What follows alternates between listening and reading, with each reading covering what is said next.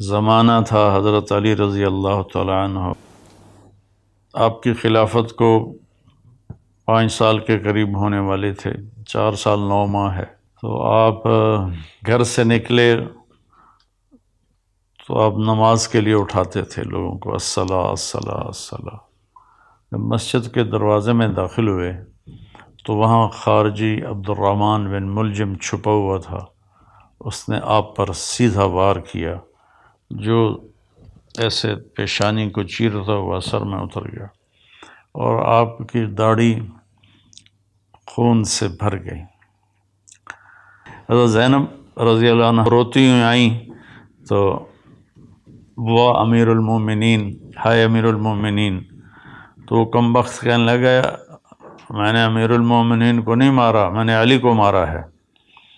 پھر وہ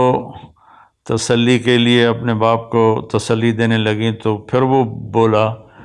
جتنی مرضی تسلیاں دے لو یہ نہیں بچے گا، اس تلوار کو 1 مہینہ میں نے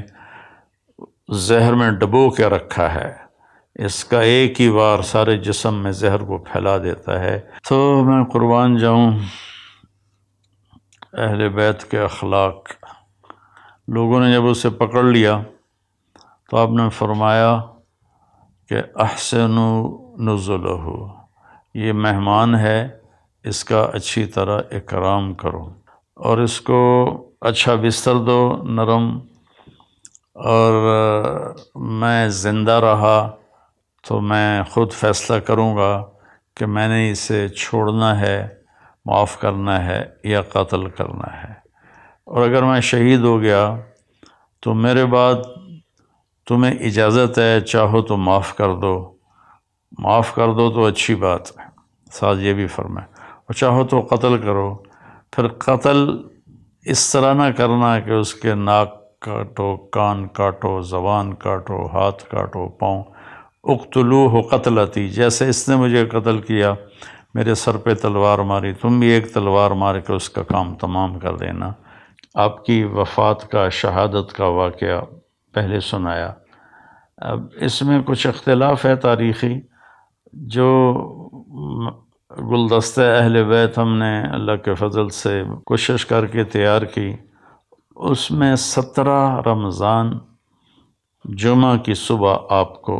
سر میں زخم لگا، اور 2 دن کے بعد یعنی ہفتہ اور اتوار آپ شدت زخم کتاب نہ لاتے ہوئے آپ نے اتوار کی رات کو جام شہادت نوش کیا، اور پھر پیر کے دن آپ کی تدفین ہوئی، اور آپ کا جنازہ حضرت امام حسن رضی اللہ تعالیٰ عنہ نے پڑھایا، اور آپ کو وہیں دار الامیر المومنین میں دفن کیا گیا۔